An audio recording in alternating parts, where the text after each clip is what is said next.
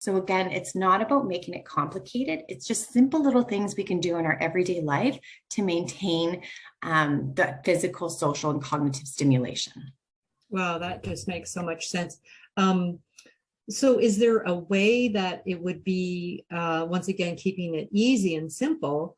Like, how would somebody, okay, I just listened to Jessica and all of this makes really sense. And I know it's not really difficult now. So how do I start thinking about, how do I do that? Do I specifically write it down and say, I'm going to be doing this week? And like, how do people sort of go from being at this point to start everything that you said, but just a little bit at a time? Is there any sort of tips you have that somebody could use? I think you nailed it right there where you said, writing it down. So that's making ourselves accountable. So writing something down, giving yourself deadlines. So by this week, I'm going to walk this many hours. This week, I'm going to make this many phone calls. And that's making us accountable and makes us want to do it and achieve it. We have a number of virtual programs that incorporate that physical, social, and cognitive stimulation of the Alzheimer's Society. So you can do this all also from the comfort of your home if you'd like. As we know, a lot of things have pivoted to the virtual world. Mm-hmm. And so we've really accommodated that. So we have the in-person groups that can provide all of this. And we also have the virtual ones too, if you choose to stay at home. So it doesn't have to be difficult, but it's really about making ourselves accountable and trying new things. Okay, good ideas. So a lot of people fear the memory loss as we age.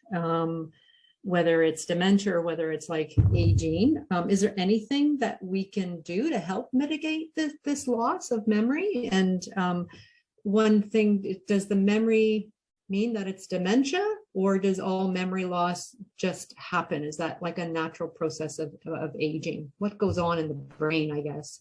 So great question. And it's one that I love to answer because everywhere I go and when I do education, the biggest fear is what people say is, I'm starting to forget things.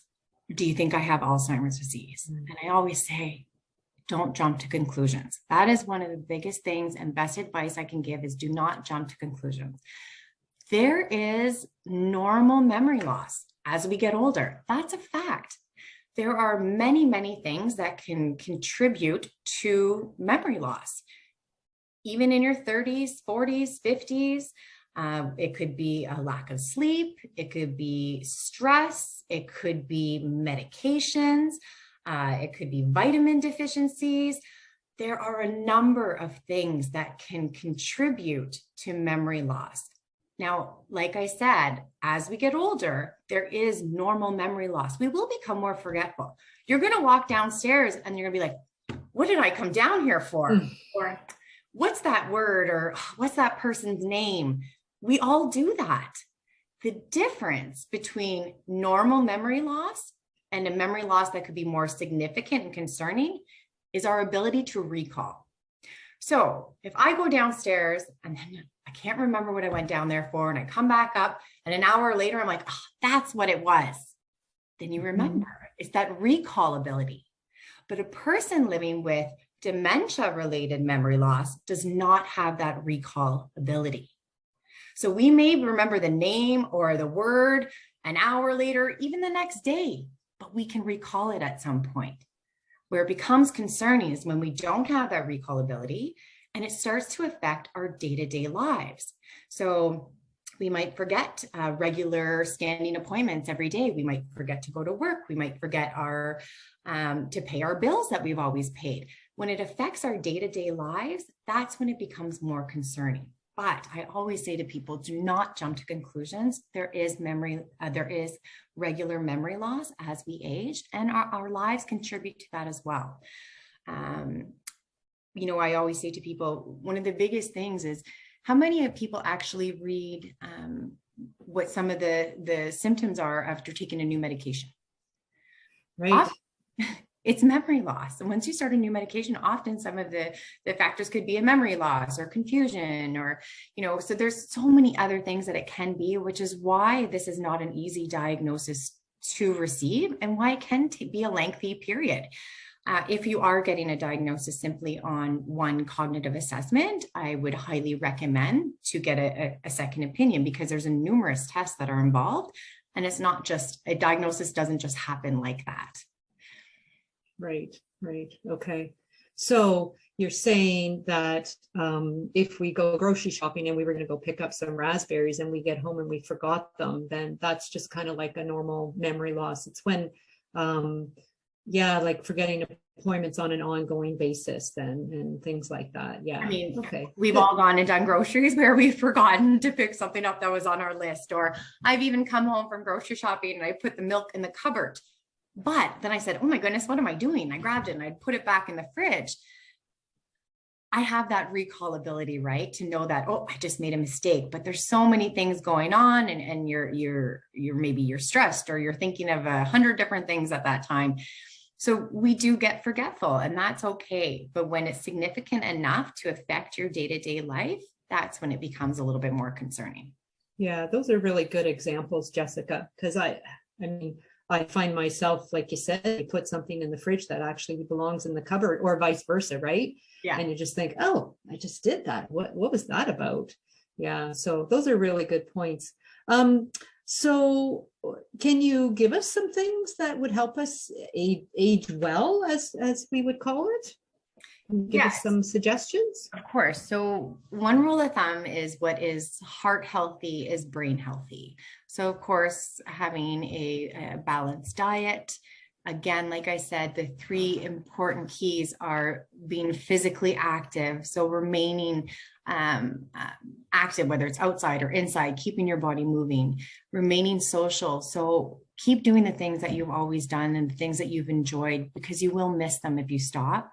And then social isolation is a very downward slope, right? So it could be something very, very small, and then can increase significantly without us even realizing it.